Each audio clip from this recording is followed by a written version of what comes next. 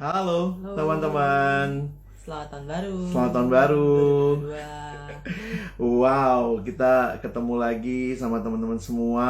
Em, Udah lama ya? udah lama ya, udah Udah lama setahun. banget. Setahun Sudah lama baru sekali. baru mulai kita aktif lagi. Aktif lagi. Gimana nih? Hari ini mau ngomongin apa kita? Tahun yang baru kita ngomong aja tentang harapan. Oke, Wes. pengharapan ya. Ya, Pengharapan. wah. Jadi gimana?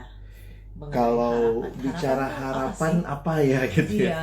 Karena biasanya kan kalau tahun baru bicaranya harapan apa yang dipengenin. Nah, teman-teman juga boleh sharing gitu ya. Iya. Eh, Apa yang tahun menjadi harapan ya di tahun 2022 2022? apa sih harapannya, Yes. pinginnya seperti apa Mau gitu ya. ngapain gitu ya. Mm-mm. Mungkin ada hal-hal tertentu yang menjadi Iya. mimpinya gitu ya. Mau lebih sehat, Oh, hidup lebih bisa, sehat, bisa. hidup lebih ya lebih baik lah ya Iya. dari sebelumnya. Nah, harapan-harapan itu yang kita pengen bagi, dan juga kita pengen teman-teman juga boleh berbagi harapan.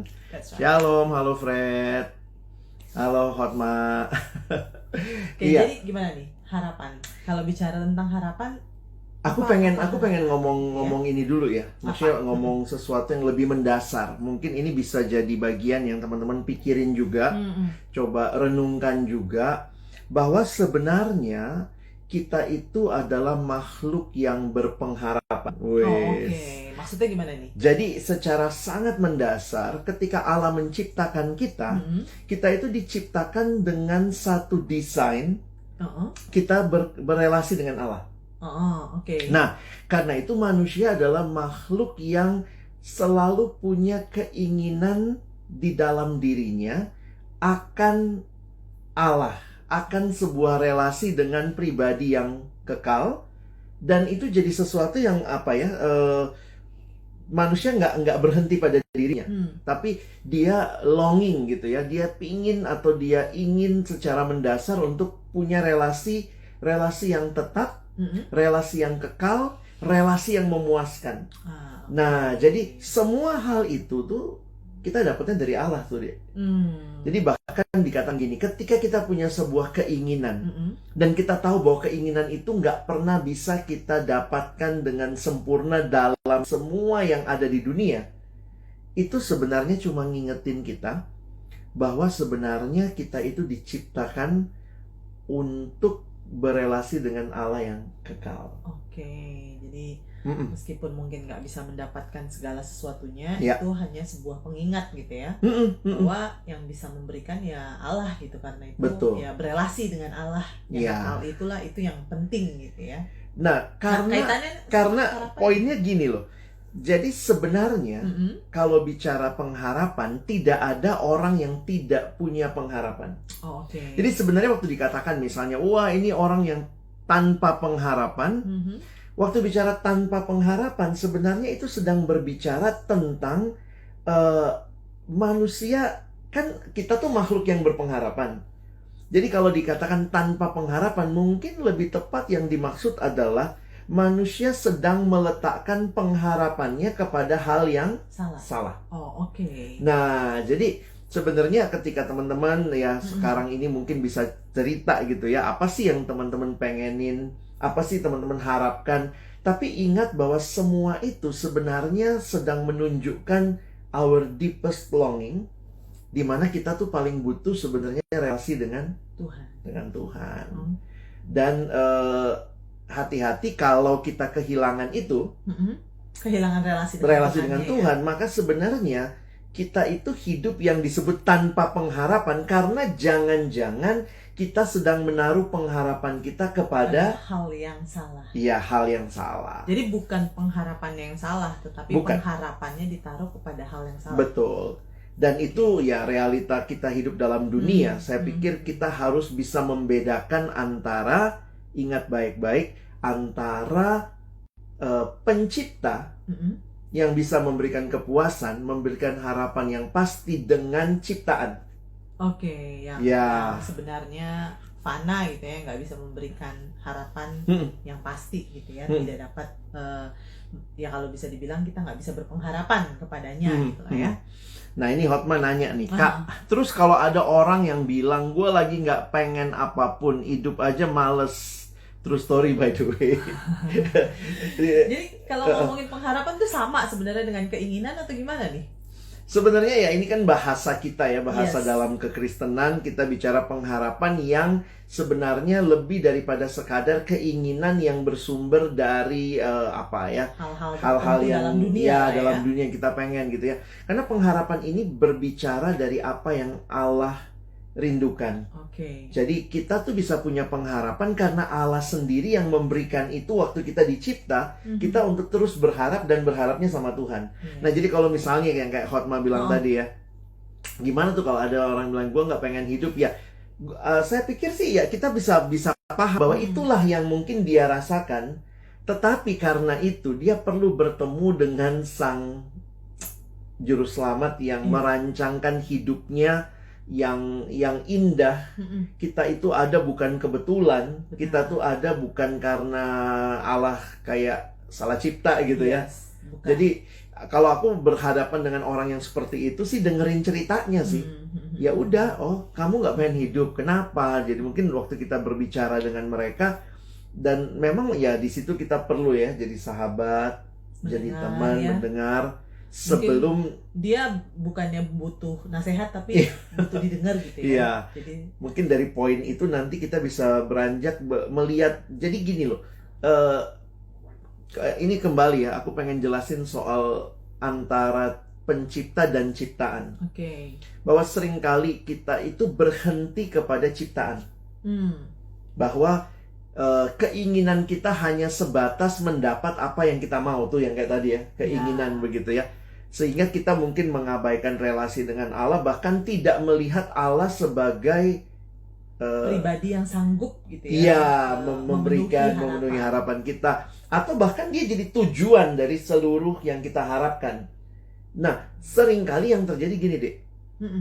Orang menjadikan Allah sebagai alat mencapai tujuan yang dia mau. Gue pengen kaya. Ya udah, ya biar pengen kaya nanti supaya bisa dapat banyak duit.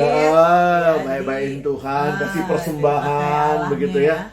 Jadi sebenarnya memang ini ya, konsep mendasar kita mesti bedain gitu ya, antara Allah sebagai alat dan sebagai tujuan. Dan tujuan begitu ya. Karena aku ingat banget ya ayat yang kita suka khotbahkan ya, Roma 11 ayat 36 ya. Sebab segala sesuatu dari Dia, sumbernya tuh Allah. Lalu oleh Dia, yang ditopang oleh Dia, dan bahkan tujuan akhirnya juga Allah, kepada Dia. Nah, jadi ini ada ilustrasi yang aku ingat gitu ya, seringkali dalam khotbah. Ini ilustrasinya tentang sebuah keluarga. Waktu itu mereka mau jalan-jalan kemana? Mereka mau ke Taman Safari. Wah, jadi teman-teman yang tahu Taman Safari di Ciawi ya, di Bogor gitu ya, di Cisarua gitu. Nah, kalau mengerti ini ya peta perjalanannya, jadi kemudian mereka naik mobil, bapaknya nyetir, ibunya, anaknya lewat tol gitu ya. Nah, pas keluar tol di Ciawi, nah terus kemudian mereka lihat ada billboard besar.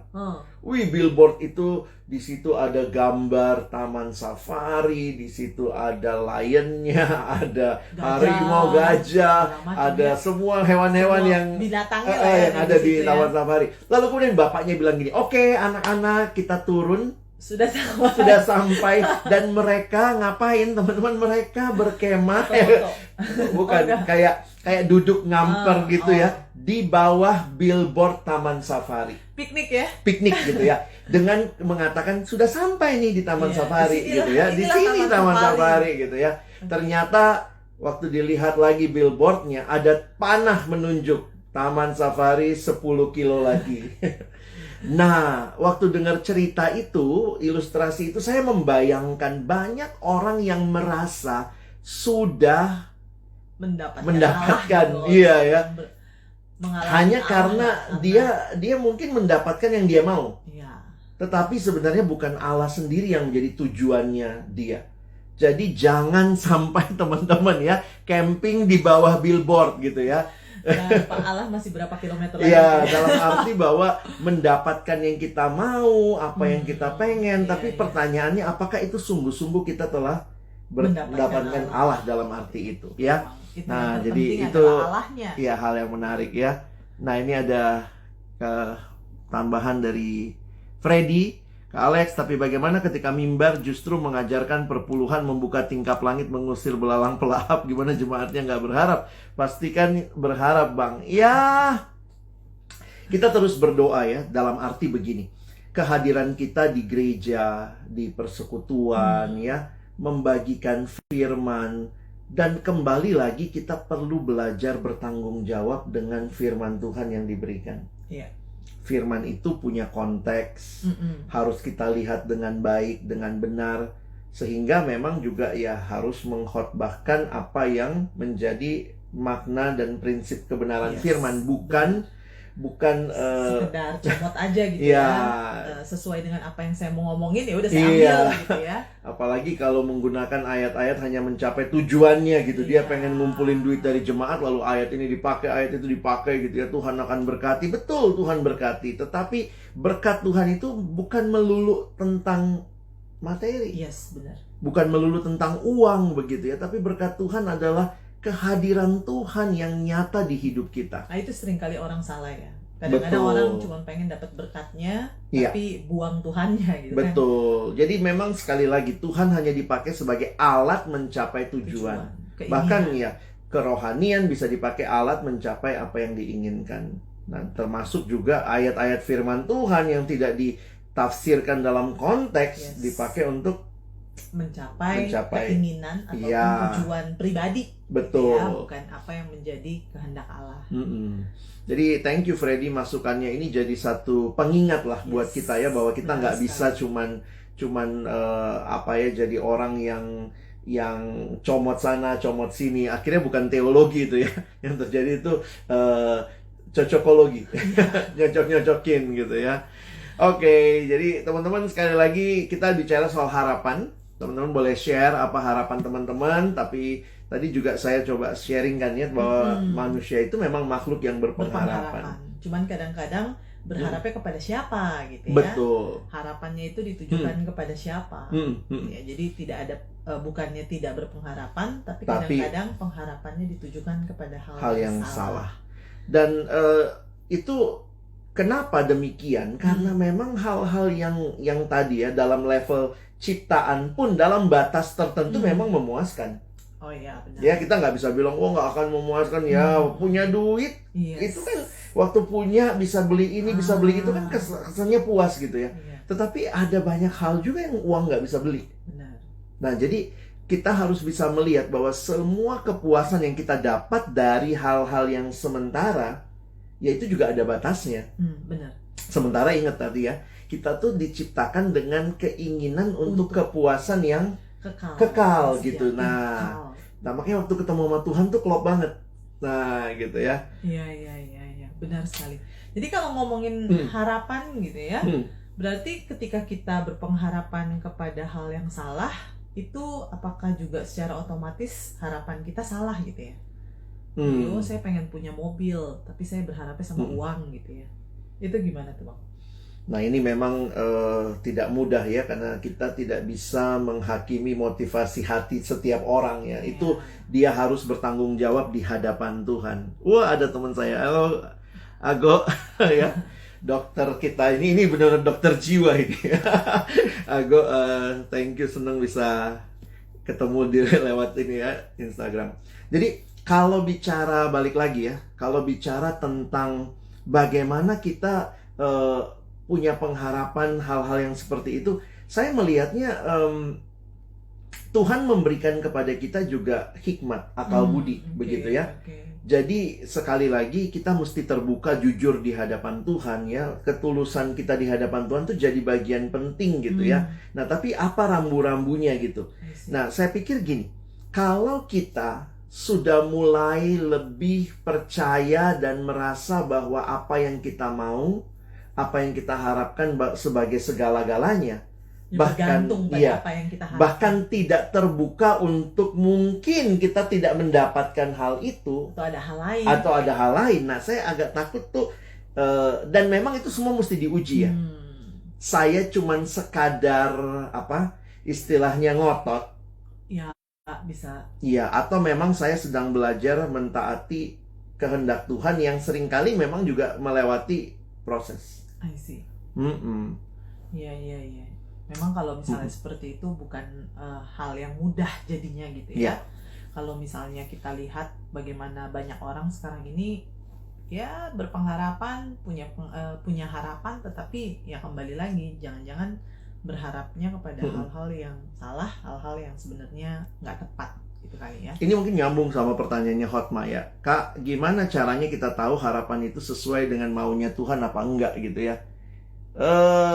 Ya kalau saya ngelihat sih itu balik lagi kepada relasi sih ya. Dengan Tuhan. Relasi dengan Tuhan. Jadi kalau kita mau tahu gimana relasi dengan Tuhan, nah memang waktu kita menikmati relasi dengan Tuhan, maka ada hal-hal yang mau tidak mau akan berubah. Misalnya ya, ini contoh aja. Apakah kita dengan harapan-harapan kita makin egois?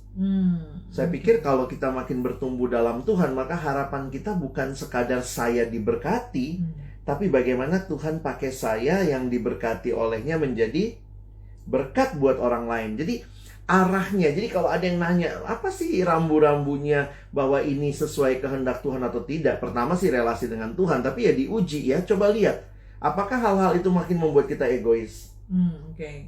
Saya harapannya nih bisa studi lanjut lagi, yang S2 semester ini. Tapi sebenarnya kalau kita mau cari lebih jauh ya, apa sih yang Tuhan lagi pengenin waktu kita mendapatkan itu? Nah tentu itu juga kadang-kadang nggak serta-merta di awal kita langsung jelas semua sih ya. Makanya ada proses tadi yang kamu bilang ya, segala sesuatunya itu berproses gitu. Berproses, termasuk melihat ya bagaimana peluang yang Tuhan buka. Tadi kita sampai ngomongin tentang masalah harapan versus keinginan, atau harapan dan keinginan itu bagaimana gitu ya.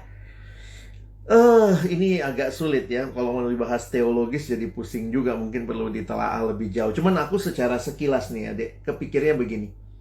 Harapan itu dalam bahasa yang Alkitabiah ya, nampaknya adalah sesuatu yang Tuhan janjikan buat kita. Dan itu memang jadi menarik kalau dibedakan dengan keinginan. Karena keinginan itu kan apa yang kita harapkan. Nah, kalau aku ngelihatnya begini. Dalam harapan-harapan yang kita pinginkan atau harapan-harapan yang ada, sebenarnya kan Tuhan berjanji nih. Misalnya aku akan memberikan hidup yang kekal, sehingga kita bisa kita bisa berharap kepada janji Tuhan itu. Nah, jadi ada harapan yang diberikan secara umum kalau kita lihat kepada semua orang percaya ya. Tetapi juga ada harapan yang mungkin spesifik gitu ya. Dan itu adalah nah itu juga bisa tanda kutip ya. Ketika Tuhan memberikan harapan itu buat kita, bisa juga Tuhan kasih keinginan dalam hati kita untuk mengharapkan itu. Sementara kalau yang lain-lain sih apa? Tuhan janji akan datang kedua kali, kita berharap. Tuhan janji kita akan hidup kekal, kita berharap.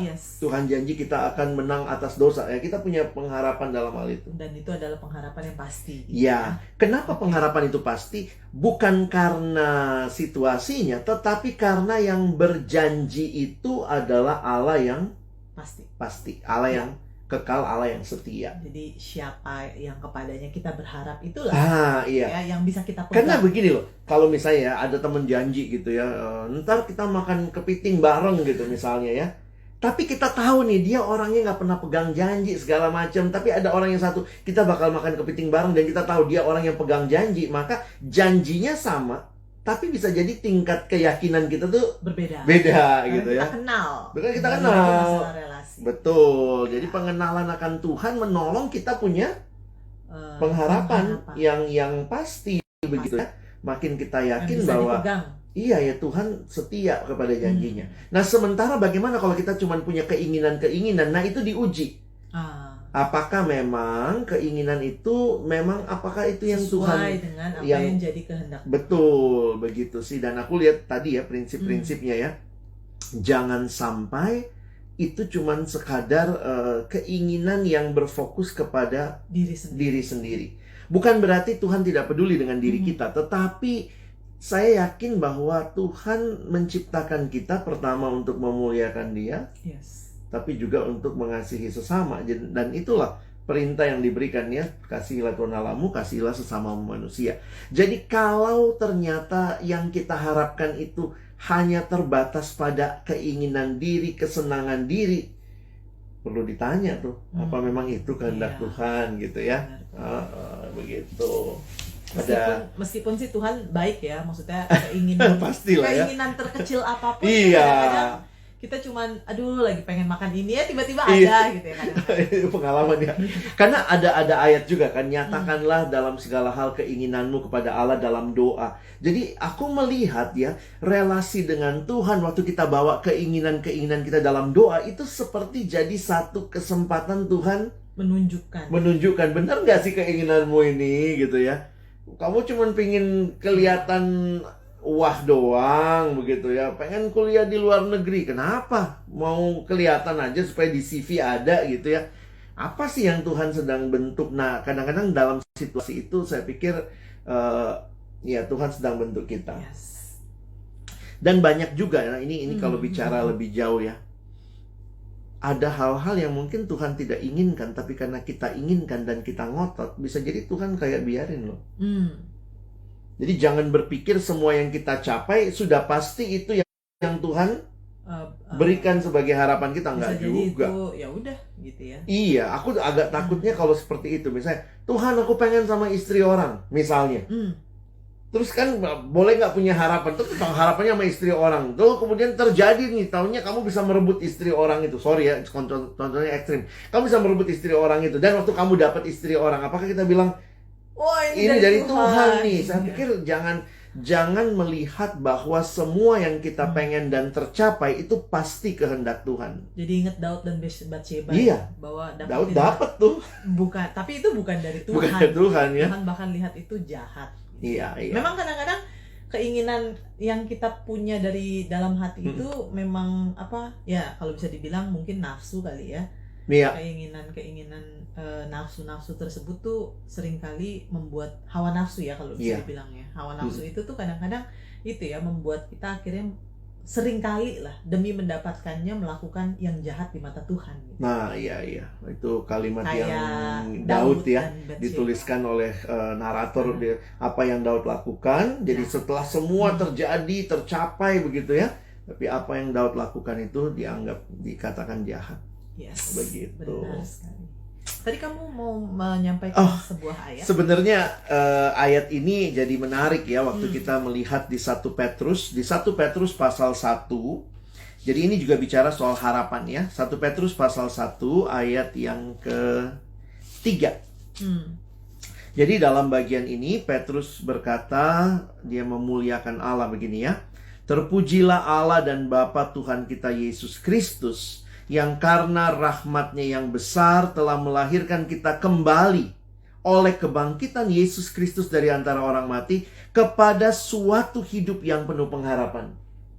Jadi sebenarnya pengalaman lahir baru kita dengan Tuhan itu membawa kita ke dalam hidup yang penuh pengharapan. Nah, sebenarnya dari mana cara pandangnya? Menarik sekali di sini dikaitkan dengan oleh kebangkitan Yesus Kristus dari antara orang mati.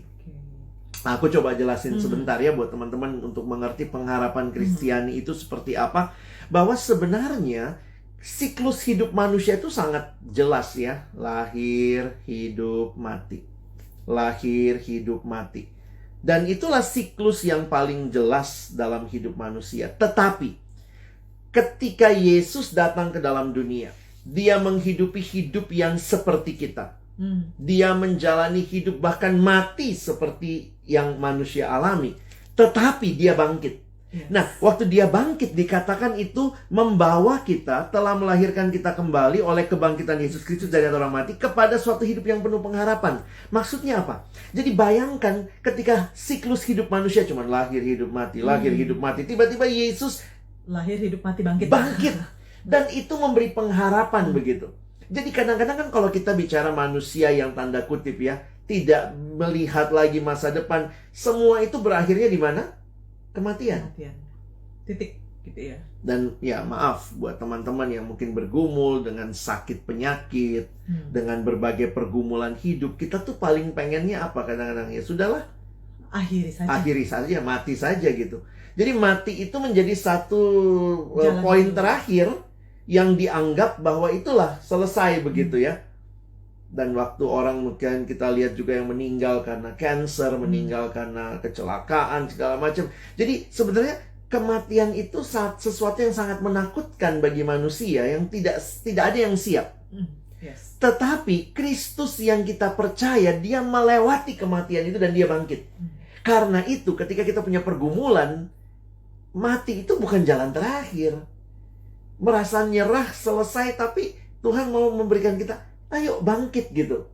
Dan itu menjadi satu pengharapan yang berbeda banget. Dan menjadi sebuah pengharapan yang pasti karena kita berpengharapan kepada Yesus yang bangkit. Dia bangkit, bukan yang mati. Kalau Yesusnya mati ya nggak usah dengar kalimat-kalimatnya, tapi waktu dia bangkit maka hidup kekal itu pasti. Yesus bakal datang kedua kali itu pasti. Tapi kemudian kita menanti, dan dalam masa menanti itulah kita terus berpengharapan begitu ya pada Kristus yang bangkit itu. Kristus yang bangkit. Makanya perhatikan di ayat yang keempat, 1 Petrus 1 ayat 4. Untuk menerima suatu bagian, ada 3 hal yang dikatakan, yang tidak dapat binasa, yang tidak dapat cemar, dan yang tidak dapat layu. Wih, hebat banget. Dan 3-tiganya yang tersimpan di sorga bagi kamu. Nah, jadi pengharapan itu, ya kiranya kita mengingat ya, buat teman-teman yang punya pergumulan, ingat Yesus yang bangkit. Itu membuat kita juga bangkit dari segala putus asa, pergumulan, kondisi. Dan melihat bahwa ini bukan titiknya, bukan di situ, tapi Yesus bangkit. Karena itu, mari berjalan bersama Tuhan, berharap bersama Tuhan. Dan yang menarik begini deh, hidup dalam Tuhan, punya harapan dalam Tuhan, bukan berarti nggak punya masalah. Tentu. Ya, justru seringkali ya, pergumulan hidup yang sulit membuat harapan kita makin kuat ya, tuh kan? Karena kita punya pergumulan, kita terus bisa berharap sama Tuhan. Jadi Tuhan tidak menjanjikan kehidupan bebas masalah. Mulus-mulus aja gitu. Ya, buat kita yang katanya punya pengharapan dalam Tuhan, Tuhan tidak menjanjikan hidup yang seperti itu. Lalu apa hidup yang Tuhan janjikan? Bahwa Dia hadir, Dia menyertai kita, Dia bersama-sama dengan kita, bahkan di situasi kehidupan yang paling kelam, yang paling sulit sekalipun. Dan itu pengharapan terbesar. Itu pengharapan terbesar dalam hidup. Nah, makanya kalau kita, maaf kata ya, kita hanya berharap sama uang. Uang tuh bisa habis gitu ya. Lihatlah orang yang mungkin harus berobat dengan uang yang kayaknya banyak, habis juga. Kita berharap sama manusia bisa lupain kita gitu ya. Kita berharap sama hal-hal, makanya hal-hal seperti itu silahkan digunakan, tetapi jangan menaruh pengharapan kita kepada hal tersebut. Jangan camping di bawah billboard Taman Safari. Sorry, jadi Taman Safari disebut ya. Tapi mari berharap kepada Tuhan. Memang itu ya gampang diomongin teman-teman, tapi ya kita mengalaminya bukan hal yang mudah. Makanya tetap butuh proses. Betul. Relasi terus sama Tuhan. Betul. Karena yang kuatin ya Tuhan gitu ya. Yang mampukan ya Tuhan, bukan kita kan. Dan aku pikir gitu, kenapa Kristen kayaknya menjanjikan sesuatu yang utopis, yang nanti, yang tidak bercela, tidak bercacat. Karena sebenarnya apa yang ada di dalam dunia sekarang, sesuatu yang tanda kutip akan habis. Iya, akan habis gitu ya. Nah, dan itu yang menolong kita untuk juga bergerak maju gitu. Kita lihat dulu nih, ada yang bertanya kah? Oh, oke. Baik, jadi teman-teman, ya, ini sedikit bagian tentang pengharapan yang kita bagiin malam hari ini. Benar sekali. Supaya silahkan teman-teman punya keinginan apapun ya.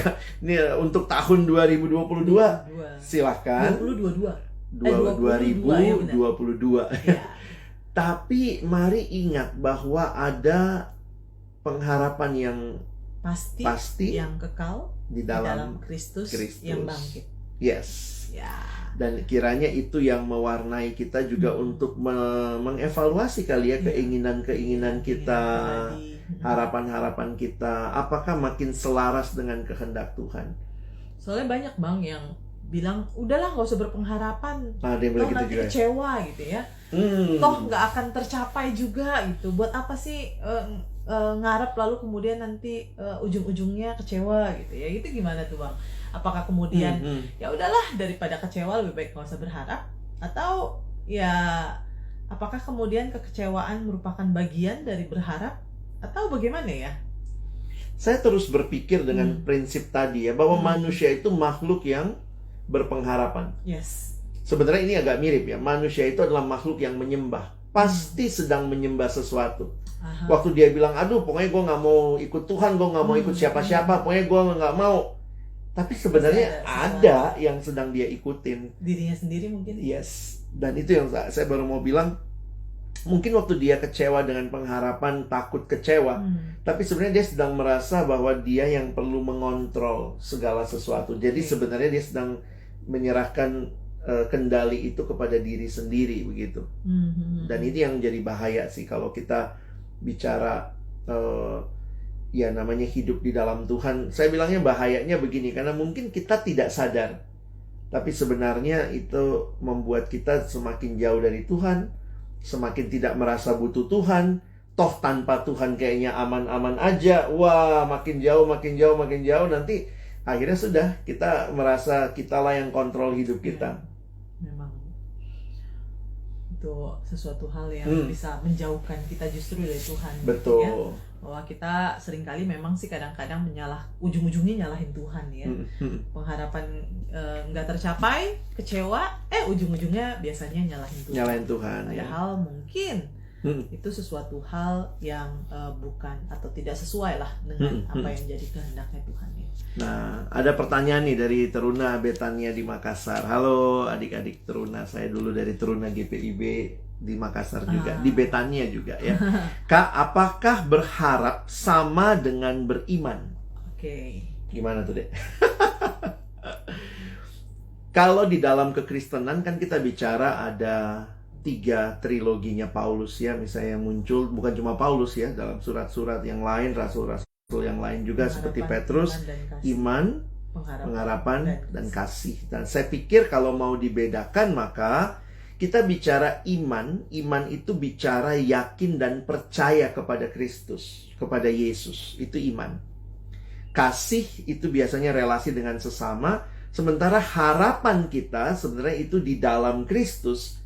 Dan kenapa kita bisa berharap ya? Karena kita memiliki iman.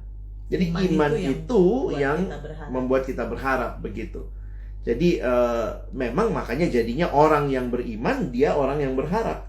Orang yang berharap tentunya dia punya iman. Kalau enggak, ngapain? Kalau saya beriman kepada misalnya dokter itu, dalam arti percaya ya, ini saya percaya nih dokter ini bagus banget nih, dia bisa nih. Maka waktu saya beriman, dalam arti saya percaya pada dokter itu, maka saya akan berharap dokter itu yang nanti akan nyembuhin saya begitu. Jadi sebenarnya itu harus berjalan bersama. Makanya Paulus selalu ingatkan untuk misalnya ketekunan pengharapanmu, usaha kasihmu, dan juga imanmu. Jadi itu perlu bertumbuh ya. Semakin kita bertumbuh dalam Tuhan, kita semakin mengasihi Tuhan, kita semakin mengasihi sesama, kita semakin teguh dalam pengharapan. Benar sekali. Begitu. Jadi iman itu menolong kita untuk memiliki pengharapan. Betul. Gitu ya. Dan ya kenapa kita bisa berpengharapan? Ya kembali lagi karena kita percaya. Percaya. Nah, percaya itu beriman. Percaya kepada siapa? Kepada Yesus yang bangkit. Nah, jadi kalau bicara apa ya, Tuhan Yesus tuh kebangkitannya itu makanya dikatakan di 1 Korintus Paulus bilang kalau Yesus nggak bangkit, sia-sialah kepercayaan kamu dan kamu masih hidup dalam dosamu. Karena memang kebangkitan Kristus itu memastikan kita diampuni, memastikan bahwa semua janji Tuhan itu benar, bukan sesuatu yang bukan JJS ya, janji-janji surga. Sebenarnya kan ya janji palsu ya. Orang selalu ngomong janji surga, kesannya janji surga tuh janji yang terlalu wah muluk ya. Padahal ingat ya, yang Yesus berikan tuh janji surga gitu ya. Yang pasti gitu. Nah, itu jadi menarik ya. Oke. Sebagai penutup ada apa yang bisa kita sampaikan lagi ya, Dek? Ya mungkin di tahun 2022 ini jangan takut berharap ya. Tapi ketika berharap, letakkan pengharapan kepada pribadi yang tepat, ya, yaitu Yesus. Dan ingat, maksudnya ketika berharap mungkin kembali terus evaluasi apakah memang harapan-harapan tersebut adalah harapan yang sejalan ya dengan apa yang Tuhan mau. Betul. Dan menjalani proses itu, saya pikir ya mari kita butuh pertama ya, tentu Allah memberikan rohnya yang kudus hadir dalam hidup kita. Benar. Karena itu kehadiran Roh Kudus memastikan kita juga terus bisa percaya, memberikan kepada kita juga keyakinan untuk maju, begitu ya. Nah, yang kedua, kita butuh firman. Karena itu mari baharui lagi relasi kita dengan Tuhan dalam firman. Ini baru awal-awal tahun ya. Menjadi masa-masa kita juga terus perbaharui relasi, komitmen kita untuk berelasi dengan Tuhan ya. Karena begini ya, ini sedikit sharing ya, bahwa seringkali kita manusia zaman sekarang tuh sangat kuat perasaannya. Karena apa? Ini generasi yang perasaan tuh diangkat begitu kuat. Tapi ingat, perasaan pun sudah jatuh dalam dosa. Jadi waktu membaca di dalam Efesus misalnya dikatakan pikirannya telah berdosa, perasaannya telah tumpul. Makanya kita harus ingat, kita butuh pedoman hidup. Dan pedomannya bukan perasaan kita, bukan hati kita. Kenapa? Hati itu berubah-ubah. Perasaan kita berubah-ubah. Hari ini ngerasa Tuhan deket banget, besok Tuhan kayaknya jauh. Nah, makanya kita butuh sesuatu yang pasti. Dan itu adalah firman Tuhan. Makanya jadikan firman Tuhan sebagai kompas kehidupanmu, bukan hatimu, bukan perasaanmu yang berubah-ubah. Jadi ketika misalnya saya lagi ngerasa Tuhan kayaknya lagi nggak sayang sama saya, waktu baca Alkitab, enggak kok. Alkitab Tuhan sayang, jadi bukan perasaan kita yang kita percaya apa? Firman. Makanya untuk punya pengharapan, kita butuh berakar kuat di dalam firman Tuhan. Maka tahun ini awali juga dengan kerinduan membaca firman Tuhan. Jadi berelasi melalui firman. Dan kita makin yakin gitu ya bahwa Allah berjanji. Makanya dikatakan firman-Mu itu pelita bagi kakiku. Tuhan udah tahu kita jalan di dunia yang gelap, maka firman dibutuhkan sebagai pelita bagi kaki kita. Jadi pertama, Tuhan beri Roh Kudusnya supaya teman-teman tetap hidup dalam pengharapan, jangan mendukakan Roh Kudus. Yang kedua, Tuhan kasih firman, terus membaharui iman kita untuk percaya pada Kristus. Dan yang ketiga, Tuhan kasih komunitas. Mari kita hidup bersama dengan teman-teman dalam komunitas orang percaya. Ayo yang udah lama KTB-nya nggak jalan. Ayo yang udah lama malas persekutuan. Ayo. Masih masa-masa online ya. Bisa ketemuan secara online nih. Tetap bisa diperjuangkan ya, bisa diusahakan. Jadi teman-teman, kita butuh orang-orang yang berjalan bersama, yang sama-sama punya pengharapan. Benar.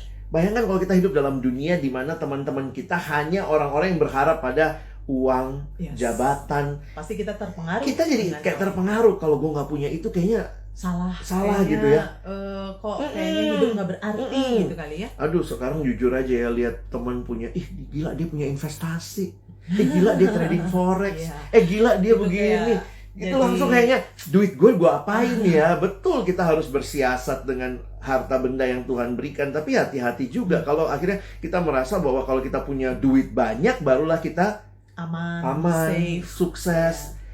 Akhirnya ya maaf kata ya, memberi persembahan pun nanggung-nanggung, tidak berani untuk belajar berbagi dengan orang lain gitu ya. Saya ketemu satu teman ya dengan program yang dia buat gitu ya. Programnya apa? Berapa orang yang kamu mau sekolahkan dalam seumur hidup kamu? Bagus juga tuh. Jadi maksudnya gini, berapa orang yang akan kamu dukung studinya? Karena mungkin juga dia ngalamin dulu ya masa-masa dia didukung begitu ya. Bayangkan kalau orang cuman semua hidup dengan keinginan diri dalam arti gitu ya, apalagi yang saya belum punya. Yang kita pikirin apalagi yang saya, apalagi mungkin untuk dapat mobil ganti lagi, apalagi. Tapi kalau kita bisa lihat gitu ya, ada orang yang butuh didukung studinya, ada orang yang kita butuh. Makanya itu, tapi ya teman-teman mesti berdoa sama Tuhan ya. Bergumul ya, prosesnya. Tapi belajar untuk tidak hidup hanya bagi diri sendiri. Ya. Hiduplah bagi Allah, bagi pekerjaan Tuhan, dan juga bagi sesama begitu ya. Dan kadang-kadang Tuhan nggak kasih orang yang terlalu jauh, jangan-jangan mungkin di sekitar kita ya, keluarga kita begitu ya, yang butuh didukung, yang mungkin butuh didoakan. Dan saya pikir ya di situ Tuhan hadirkan kita. Benar sekali. Jadi ingat ya, 3 hal ya Tuhan kasih buat kita: Roh Kudus, Tuhan kasih firman, dan Tuhan kasih komunitas. Kiranya semua ini menolong kita berjalan dalam harapan di tahun yang baru ini 2022. Oke, segitu dulu ya malam ini. Thank you teman-teman. Terima kasih teman-teman yang sudah menonton. Ya, Tuhan berkati. Senang bisa menyapa teman-teman sekalian. Selamat malam.